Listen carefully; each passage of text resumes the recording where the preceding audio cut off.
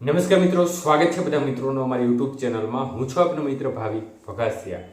તો મિત્રો, ખાસ કરીને આ વિડીયોના માધ્યમથી આપણે વાત કરવાની છે સિસ્ટમની હાલની સ્થિતિ અને આગામી દિવસોમાં સંભવિત વરસાદી રાઉન્ડ બાબતની માહિતી જાણીએ તે પહેલા જે પણ મિત્રો નવા છે તે ચેનલને સબસ્ક્રાઇબ કરી દેજો.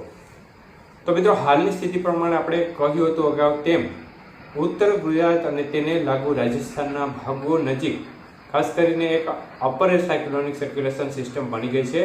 તો ચોમાસું ધરી છે તે પણ અત્યારે ફરી નોર્મલ પોઝિશન નજીક આવી ગઈ છે અને રાજસ્થાનના શ્રી ગંગાનગરથી પસાર થઈ રહી છે અને ત્યારબાદ વિવિધ રાજ્યોમાંથી પસાર થતી બંગાળની ખાડીના ભાગો સુધી ચોમાસું ધારીનો પૂર્વ છેડો જઈ રહ્યો છે. ત્યારે મિત્રો, ખાસ કરીને ઉત્તર પ્રદેશના જે દક્ષિણી ભાગો અને ઉત્તર પૂર્વ રાજસ્થાનના ભાગો નજીક જે અપર સાયક્લોનિક સર્ક્યુલેશન સિસ્ટમ છે તે ક્રમશઃ ધીમી ગતિએ દક્ષિણ દિશા તરફ એટલે કે થોડી નીચે આવતી જશે અને મજબૂત થવાની શક્યતાઓ પણ દેખાય છે. આજે 5 ઓગસ્ટ થઈ ગઈ છે અને ધીમે ધીમે આ સિસ્ટમ છે તે મજબૂત થતી થતી દક્ષિણ રાજસ્થાનના ભાગો અને લાગુ ઉત્તર ગુજરાતના ભાગો નજીક આવે તે પ્રકારની શક્યતાઓ અત્યારે દેખાઈ રહી છે. તો આ સિસ્ટમની જે પરિસ્થિતિ મુજબ અત્યારે જોવા જઈએ તો મોડેલોમાં ચોક્કસપણે થોડા મતાંતર જોવા મળી રહ્યા છે, પરંતુ આનાથી થોડા વરસાદી એક રાઉન્ડની સંભાવના દેખાય છે. છૂટો છવાયો વરસાદી રાઉન્ડ જોવા મળી શકે છે. હાલની સ્થિતિ પ્રમાણે અમેરિકન મોડેલ અને યુરોપિયન મોડેલ બંને મોડેલોમાં મોટા તફાવત જોવા મળી રહ્યા છે. અમેરિકન મોડેલ મુજબ વરસાદની માત્રા ગુજરાતના ભાગોમાં ખૂબ સારી બતાવી રહ્યો છે આ રાઉન્ડથી, અને યુરોપિયન મોડેલ છે તેમાં વરસાદની માત્રા ઓછી બતાવી રહ્યો છે, પરંતુ તો પણ એ વરસાદની માત્રા સાવ નહીવત થાય એવું નથી બતાવી રહ્યું. વરસાદની માત્રા છે તે અનેક વિસ્તારોમાં રહે તે પ્રકારની શક્યતાઓ દેખાઈ રહી છે.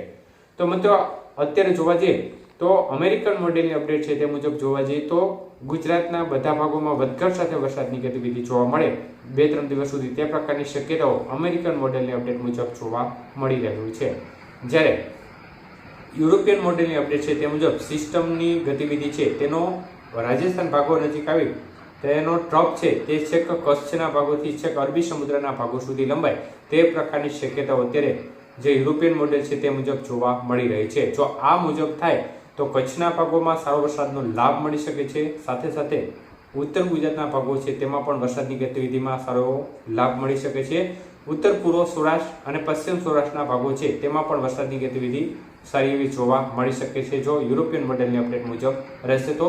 અને મધ્ય પૂર્વ ગુજરાતના ભાગોમાં પણ વરસાદની ગતિવિધિ છૂટાછવાયા ભાગોમાં સારી એવી જોવા મળે તે પ્રકારની શક્યતાઓ અત્યારે જે લેટેસ્ટ અપડેટ છે તે મુજબ જોવા મળી રહી છે. તો દક્ષિણ ગુજરાતના ભાગોમાં છૂટીછવાયા વરસાદની ગતિવિધિ જોવા મળી શકે છે.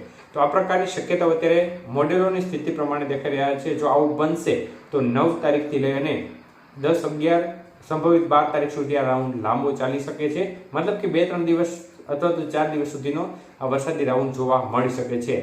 તો હાલ મોડેલોમાં સંપૂર્ણપણે સ્થિતિ સ્પષ્ટ નથી, એટલે જે સ્થિતિ સ્પષ્ટ થશે ત્યારબાદ આપણે અપડેટ આપીશું. આ સિસ્ટમમાં પણ સૌરાષ્ટ્રના કાંઠા વિસ્તારો છે તેમાં વરસાદની ગતિવિધિ થોડી ઓછી રહે તે પ્રકારની શક્યતાઓ અત્યારે જે અપડેટ છે તે મુજબ જોવા મળી રહી છે. એટલે હાલની સ્થિતિ પ્રમાણે સિસ્ટમની સ્થિતિ સ્પષ્ટ થયા બાદ સતત અમે તમારા સુધી અપડેટ આપતા રહીશું, પરંતુ અત્યારે એક શક્યતાઓ ગણીને ચાલવી 9 તારીખથી ફરીથી વરસાદની ગતિવિધિ વધી શકે છે.